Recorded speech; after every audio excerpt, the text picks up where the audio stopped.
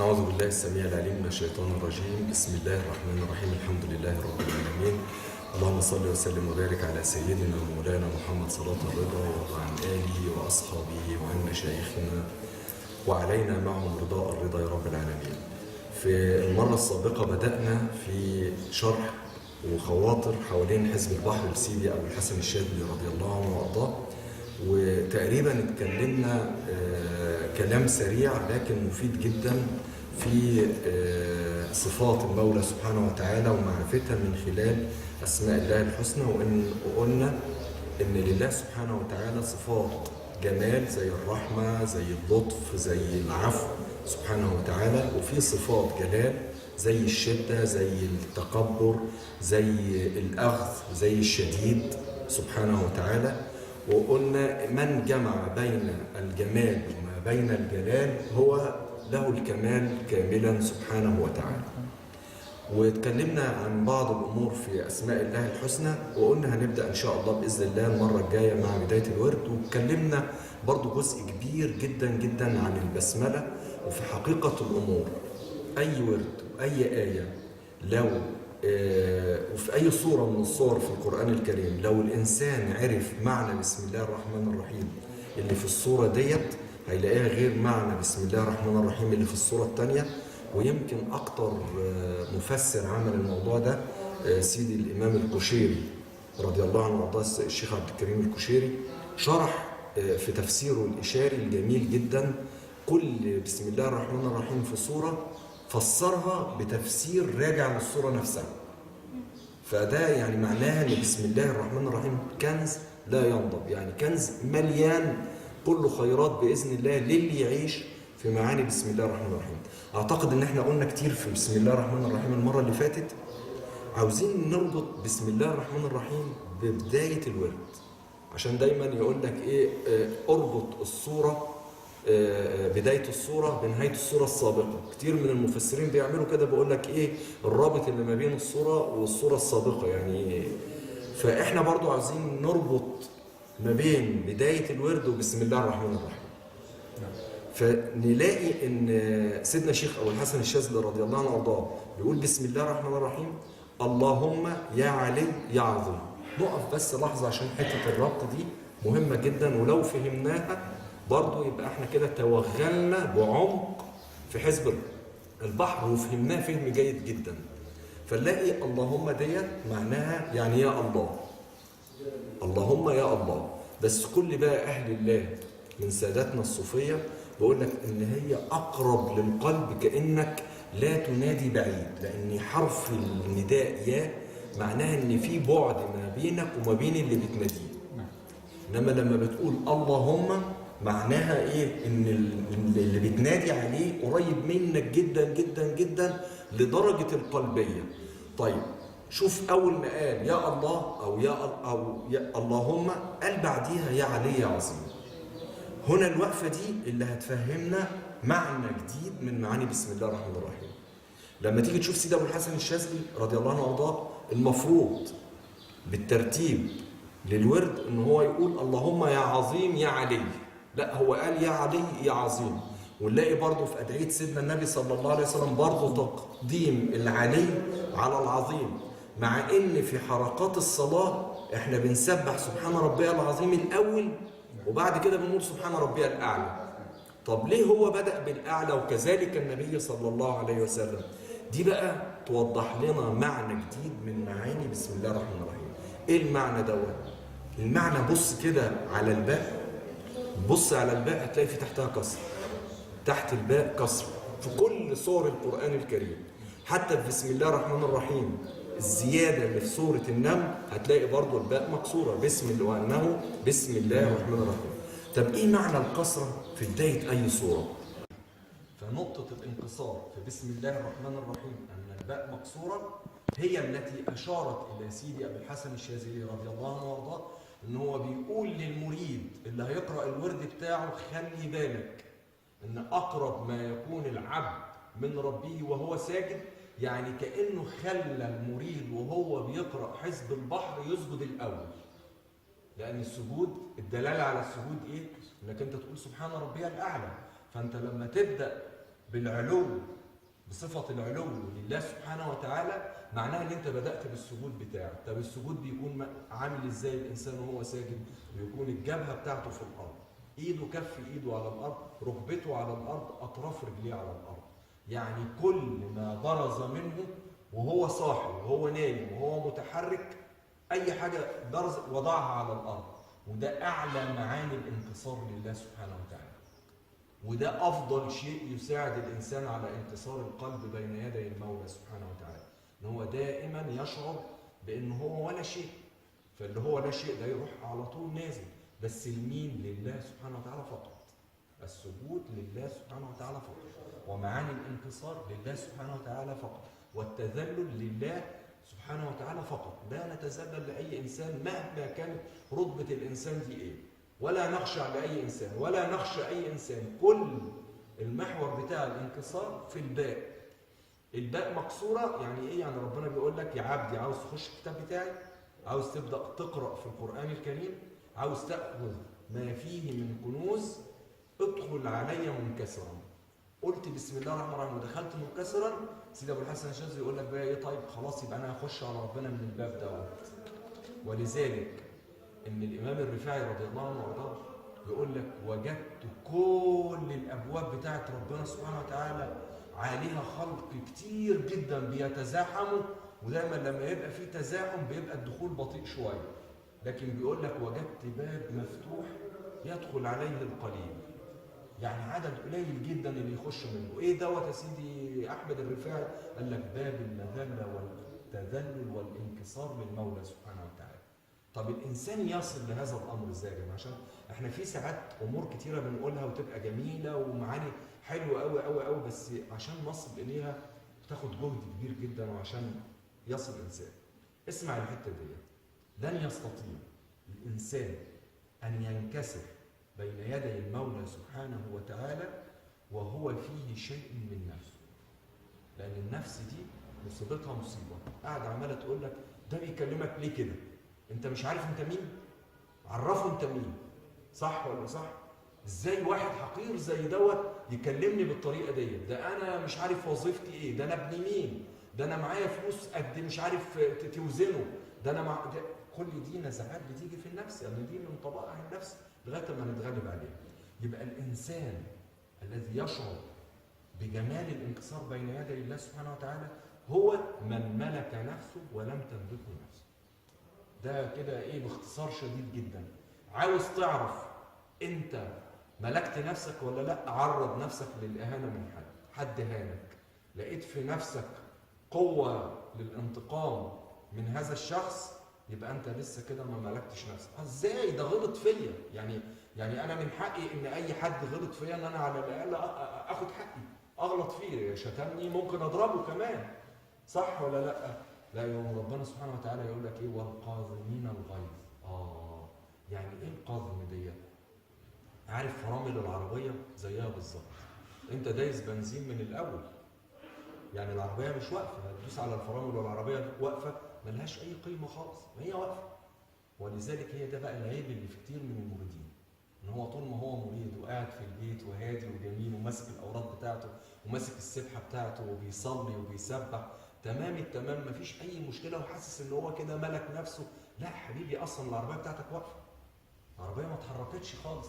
اول ما العربيه تتحرك وريني الفرامل بتاعتك، لان العربيه التي تنطلق بدون مكابح، يعني ما فيهاش الفرامل بتاعتها اللي تمسكها عن الحركه، عربيه ضايعه، عامله حادثه. يعني لو واحد جه قال لك خلي بالك ما تسوقش العربيه دي عشان العربيه دي ما فيهاش فرامل، بالله عليكم مين اللي يقدر يمشي بالعربيه دي الا انسان احمق؟ مش هيقدر بقى يقول انا متوكل على الله، ما ربنا قال لك خذ بالاسباب، ده مش توكل، ده استعباط واهمال جسيم كمان يعني. ولو مات يموت كافر كمان، لانه هو عارف خلاص ان في سوءه في العربيه.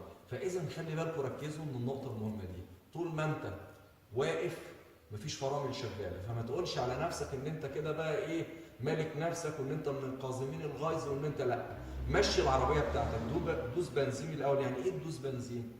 يعني خلاص بقى انا حد اخطا في حقي وانا بقى عاوز نفسي همت، البنزين اشتغل بقى والولعه اشتغلت وبدات اندفع، يعني العربيه مشيت وريني بقى سعه الاندفاع ده والقازمين الغيظ.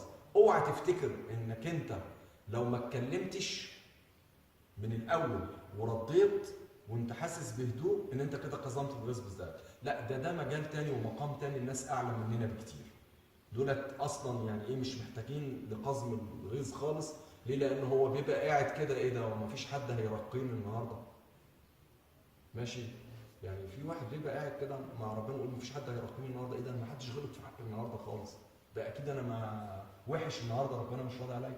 دي مقام لناس احنا ما بنطلبوش، لان ده مقام يعني زي اللي سيدنا النبي صلى الله عليه وسلم وصفه في صحيح الحديث، وهو خارج من البيت كده بيقول اللهم اني زي كده ايه تبرعت بكرامتي على الناس. اللي عاوز يغلط بقى يغلط، اللي عاوز يشتم يشتم، اللي عاوز يعمل اي حاجه كده بالبلدي يعمل اللي هو عاوز يعمله.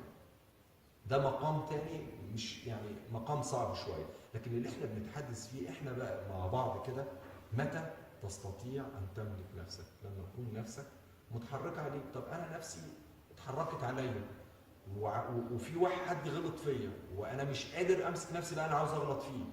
يوم ربنا سبحانه وتعالى ما سابناش، قال لك اقزم غيظك، يعني امسك نفسك بالعافيه. طيب انا همسك نفسي بالعافيه، انا مش قادر. قال لك لا، انت تستطيع انك انت تقدر، بس فكر في الامر بالراحه. الموضوع ما هو صعب قوي. يعني في كتير قوي لما بتقول له الكلام ده يقول لك لا معلش انا ما قدرتش امسك نفسي. انت ما قدرتش تمسك نفسك عشان سبب واحد بس، ان انت زيك زي اللي شتمك. انما لما اكون انا بيني وبين نفسي غير اللي شتمني، ما اعملش زيه ابدا. انا ماشي في الطريق وكلب هوهو عليا، ههوهو على الكلب دوت؟ في بني ادم بيهوهو على كلب؟ ما فيش. برضه نفس الموضوع اللي شتم دوت، واحد غلط فيا جامد جدا وانا بقول مش قادر امسك نفسي. طب همسك نفسي ازاي؟ تمسك نفسك بسبب واحد، ان انت مش هو. دايما قول لنفسك كده، انا مش فلان، هو غلط، انا ليه اكون غلط؟ الغلط ده ايه اللي حصل فيه؟ تعالى شوفه هو ايه، وانت لو عملت زيه هتبقى زيه بالظبط. مفيش فرق ما بينك وما بينه. هو بدأ، بس انت مش من حقك تشتمه. يعني هو شتمك بشتيمه مش كويسه او اخطأ في حقك في اي اخطاء للحقوق، في نفس اللحظه دي شوف بقى ملك الشمال كتب كل اللي هو عمله، وانت لو عملت كده برضه هيكتب. مش هيقول ده اتشتم وبياخد حقه، لان ربنا ما امرناش ان احنا ناخد حقوقنا من الناس. واللي غلط فيا اغلط فيه، واللي سبني اسب، واللي يبقى ايه الفرق ما بين الانسان القريب من ربنا سبحانه وتعالى والانسان اللي بعيد عن المولى سبحانه وتعالى؟ لازم يبقى فيه فروق. ايه الفروق ديت؟ ان اول حاجه انا مش زي دوت، انا اختلف عنه. انا اختلف عنه في ايه؟ اختلف عنه ان هو كتب في صحيفته سودها، انا هبيضها. طب ابيضها ازاي؟ اقوم بقى ابدا بقى اقسم غيظي. لا ده دي. طب والقازمين الغيظ والعافين عن الناس دول ربنا سبحانه وتعالى قال ليهم اجر حلو قوي، وان هم من اهل العفو يبقى ربنا هيعفو عنهم باذن الله سبحانه وتعالى، وان هم بيسارعوا في ارضاء ربنا، ده كسارع في انه يغضب ربنا سبحانه وتعالى. طب كل الحاجات اللي اتكتبت عنده اسود دي انا انقلها عندي كوبي وبست في نفس الموضوع، لا تبقى وحشه قوي. يبقى ايه الفرق ما بينه وما بينه؟ يبقى اول لجام للنفس ان انا اقدر عليها، ان انا لو بقيت عملت زيه ما تعمليش فيها بقى مريد وسالك وان انا بعبد ربنا ومطيع وبطبق اللي ربنا قاله على الصفات الكويسه. لا، مفيش فرق بينك وبينه خالص خالص. هو بس كل الموضوع ان هو بدأ، لكن هو بدأ واتكتب، وانت بدأت بعديه درجه ثانيه وبرضه اتكتب. ايه الفرق ما بينك وما بينه؟ مفيش اي حاجه خالص. دي اتكتبت اسود ودي اتكتبت اسود. لكن الحقيقي في المريد المنكسر لله سبحانه وتعالى هو ده. وهو ده بقى اللي لما مسك نفسه شويه وفرمل، هي المشكله كلها في الاندفاع. اي انسان بينتظر للحظات دقيقه بتتغير كل القرارات، يعني احمق القرارات بتتغير الى افضل القرارات في لحظات، مش هنقول دقائق، في لحظات. مجرد ان هو بس يفرمل، لا هو كتب كذا انا مش هكتب كذا. لذلك سيدنا خالد بن الوليد رضي الله عنه وارضاه مقابله واحد بيشتمه، شتمه وهو ماشي في الطريق، فراح قال له تعالى يا كذا، هي صحيفه فاكتب فيها ما شئت، السلام عليكم، وراح سايبه ماشي. ادي الرد بتاعه. طب ايه الرد الجميل ده؟ ده اتعلم حاجه تانية بقى في التواضع. وخلي بالك اهم صفه اذا اكتسبها المريد يكتسب كل صفات وإذا لم يكتسبها المريد لن يتميز في الطريق بأي شيء. إيه هي الصفة دي؟ التواضع، اللي هي عكس إيه؟ الكبر. طيب هو اللي لو واحد شتمني وأنا شتمته دي فيها كبر؟ فيها كبر، لأنك أنت مش قادر تشعر أبدا إنك أنت ضئيل أمام الله سبحانه وتعالى. أنت عاوز تبقى قدام الناس عملاق، وربنا ما طلبش مننا كده. عاوز تبقى قدام الناس إن أنت أفضل من الناس اللي في الكون دي كلها، وربنا ما طلبش منك كده. إيه القصة بتاعته؟ القصة بتاعته هي قصة بدء الخلق. قزم الغيظ هو قصة بدء الخلق، نعم. والصلاة هي قصة بدء الخلق، والذكر هو قصة بدء الخلق. وإن أنت لو واحد شتمك وأنت سمعت كلام ربنا اللي بيقول لك ادفع بالتي هي أحسن فإذا الذي بينك وبينه عداوة كأنه ولي حميم. يعني شوف بقى ربنا في الآية ديت، يعني بصراحة ده مش قزم غيظ بقى ودوست على الفرامل، لا، ده ربنا كتفك. عارف التكتيفة؟ إن واحد شتمك، واحد أهانك، واحد عمل فيك أي مواقف مش كويسة، وبدل ما أنا أشتمه وأرد على الشتيمة، وبدل ما أنهره، وبدل ما أغلط فيه، وبدل وبدل وبدل وبدل وبدل، لا، ده أنا هعمل حاجة تانية خالص. إيه هي؟ ادفع بالتي هي أحسن. طيب ده عدو ليه؟ ده ربنا سماه في القرآن عدو. أدفع عدو بالتي هي أحسن؟ طب إيه اللي هيوصلني بيها؟ فإذا الذي، ده بقى وعد من ربنا، فإذا الذي بينك وبينه عداوة كأنه ولي حميم. طب إيه القصة؟ أنا أقدر يعني أعمل الموضوع ده إزاي؟ في بدء الخلق يا جماعة في طينة من الأرض اللي هي الجسد، وفي روح من الملكوت جاية من عالم الملكوت من فوق، مش من تحت، مش أرضية خالص.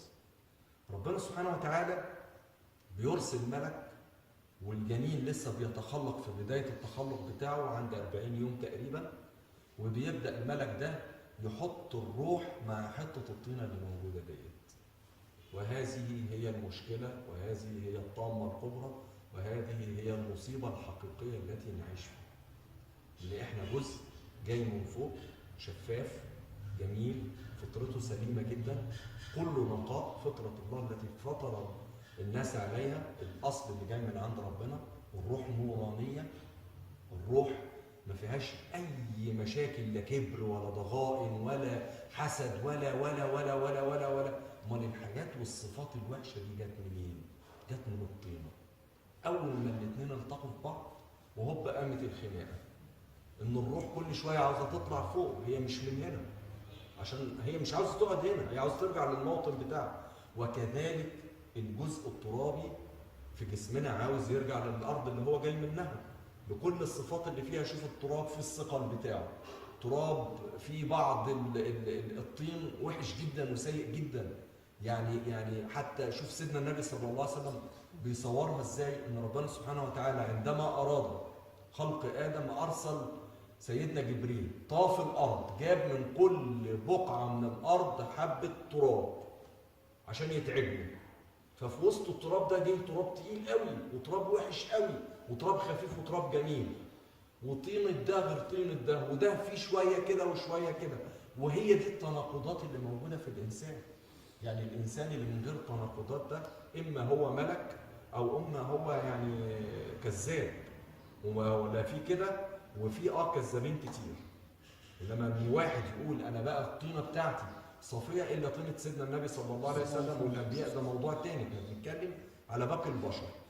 الجزئيه اللي في الطينه ديت ان في تناقضات جواها، اعمل ما اعملش، اشتم ما اشتمش، اقول ما اقولش، اكل ما اكلش، امد ايدي للحرام ما مدش، اقول الكلمه الوحشه، ابص بعيني على واحده، اعمل كذا اعمل كذا. كل ده في قلب الطينه بتاعتنا، وحرب شغاله 24 ساعه لا تنتهي الا في لحظه الموت، ان دي تبعد عن ديت. وطول ما الاثنين مع بعض مشكله. ولذلك ان ربنا سبحانه وتعالى جعل لحظه الانفصال دي ما بينهم من اصعب اللحظات، والناس بتخاف منها. مع ان هي لو الناس عارفاها كويسه يقول لك انا هتحمل سكرات الموت زي ما اتحملش، بس ما اقعدش في الطينه دي تاني، خليها تطلع بقى. بس اهم حاجه ان احنا نساعدها تطلع مش محمله بقى بسجل اعمال ما يعلم بيها الا ربنا.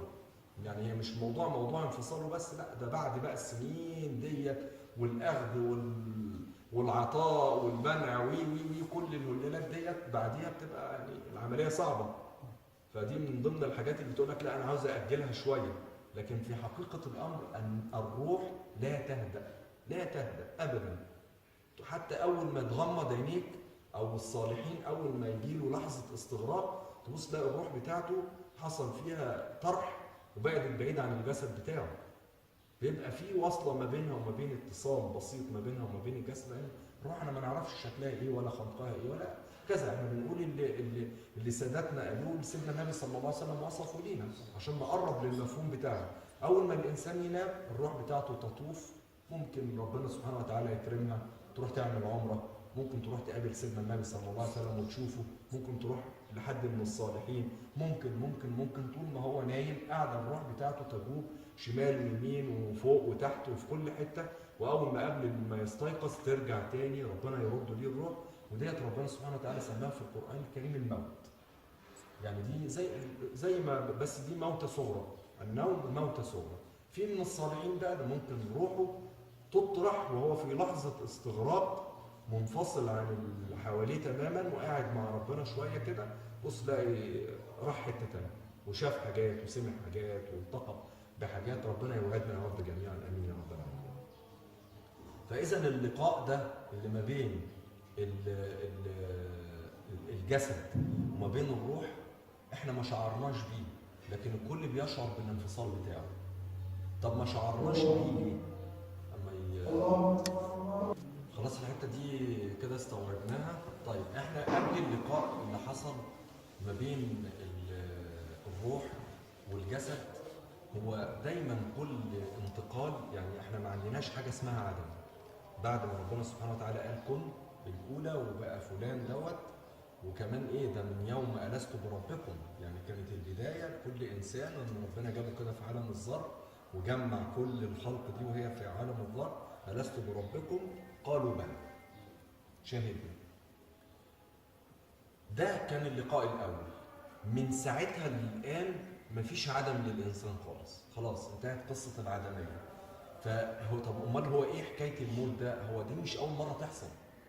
يعني احنا من بعد موضوع لست بربكم انتقلنا لمرحله ثانيه، ربنا سبحانه وتعالى دخل الارواح في اماكن خاصه بيها وبتبدا تنتقل الروح ديت عشان تنزل في الجسد.